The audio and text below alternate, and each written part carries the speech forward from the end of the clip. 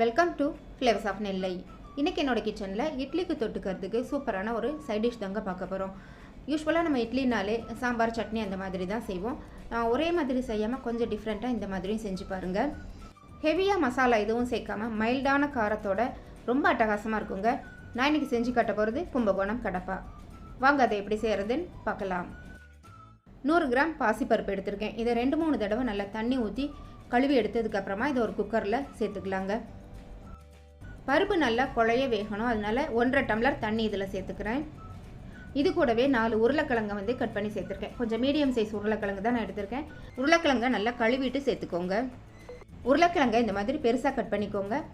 ஒரே நேரத்தில் நம்மளுக்கு கிழங்கும் பருப்பும் ஒன்றா வெந்துடும். வெந்ததுக்கப்புறமா கிழங்கை மட்டும் தனியாக எடுத்து அது தோலை உரித்து சின்ன சின்னதாக கட் பண்ணி வச்சுக்கோங்க.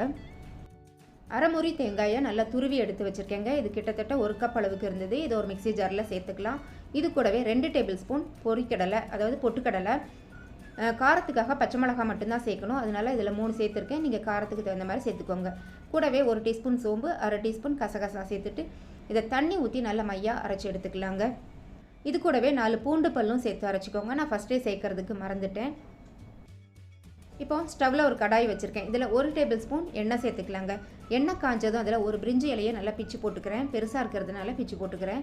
கூடவே 2 துண்டு பட்டை, 1 டீஸ்பூன் சோம்பு, 2 கிராம்பு, 1 ஏலக்காய் இதையும் சேர்த்து நல்லா பொரியட்டும். இது பொரிஞ்சதுக்கப்புறமா ஒரு பெரிய வெங்காயத்தை நல்லா மெல்லிஸாக கட் பண்ணி வச்சுருக்கேன். அதையும் இதோட சேர்த்துட்டு நல்லா வதக்கி விட்டுக்கலாம். 1 நிமிஷத்துக்கு இதை நல்லா வதக்கி விடுங்க போதும். இது கூடவே ஒரு பச்சை மிளகாயும் ஒரு தக்காளியும் கட் பண்ணி சேர்த்துக்கிறேன்.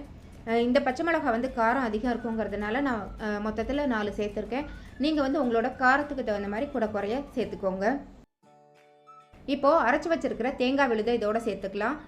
இதில் தேங்காய், கசகசா, பொரிக்கடலெல்லாம் சேர்த்துருக்கிறதுனால நல்ல ஒரு திக்னஸ் கிடைக்கும். அதனால் இப்போவே நம்ம இதில் தண்ணி நிறைய சேர்த்துக்கலாம்.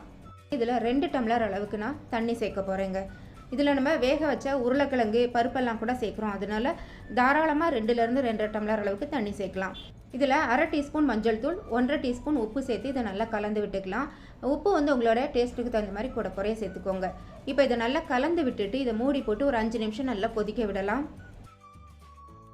குழம்பு நல்லா கொதித்து கெட்டியாக ஆரம்பிக்கும் போது நம்ம வேக வச்ச பருப்பு, உருளைக்கிழங்கு இது 2ஐயும் இதில் சேர்த்துக்கலாங்க. சேர்த்துட்டு நல்லா கலந்து விட்டுட்டு இந்த பருப்பு, உருளைக்கிழங்கு இதெல்லாம் நல்லா ஒன்று சேர்ந்து வரணும். அதனால் மறுபடியும் மூடி போட்டு ஒரு 5 நிமிஷம் இதை நல்லா கொதிக்க விட்டுட்டிங்கன்னா நம்மளுக்கு கடப்பா ரெடி ஆயிருங்க. கடைசியாக கொஞ்சமாக கருவேப்பிலையும் மல்லி இலையும் பிச்சு போட்டுட்டு இதை நல்லா கலந்து விட்டுட்டு ஒரு கொதி வந்ததும் நம்ம ஸ்டவ் ஆஃப் பண்ணிட்டோம் அப்படின்னா நல்லா மணக்க டேஸ்டியான கும்பகோணம் கடப்பா ரெடி ஆயிருங்க. சூடான இட்லியை தட்டில் வச்சு அந்த இட்லி மூழ்கிற அளவுக்கு இந்த கடப்பாவையும் அதில் ஊற்றி கடப்பால் ஊறின இட்லியை எடுத்து அப்படி வாயில் வச்சோம் அப்படின்னா எத்தனை இட்லி நம்ம வயிற்றுக்குள்ளே போகுதுன்னே சொல்ல முடியாதுங்க. அந்த அளவுக்கு டேஸ்ட்டு அட்டகாசமாக இருக்கும். கட்டாயம் ஒரு தடவை ட்ரை பண்ணி பாருங்கள். நான் இன்றைக்கி செஞ்சு காட்டின இந்த கும்பகோணம் கடப்பா உங்களுக்கு பிடிச்சிருந்தா மறக்காமல் உங்களோட லைக்ஸ், கமெண்ட்ஸ் எனக்கு கொடுங்க. ஃபஸ்ட் டைம் என்னோட சேனல் பார்க்குறீங்களா? அப்போ மறக்காமல் என்னோட சேனலை சப்ஸ்கிரைப் பண்ணி சப்போர்ட் பண்ணுங்கள். தேங்க்ஸ் ஃபார் வாட்சிங்.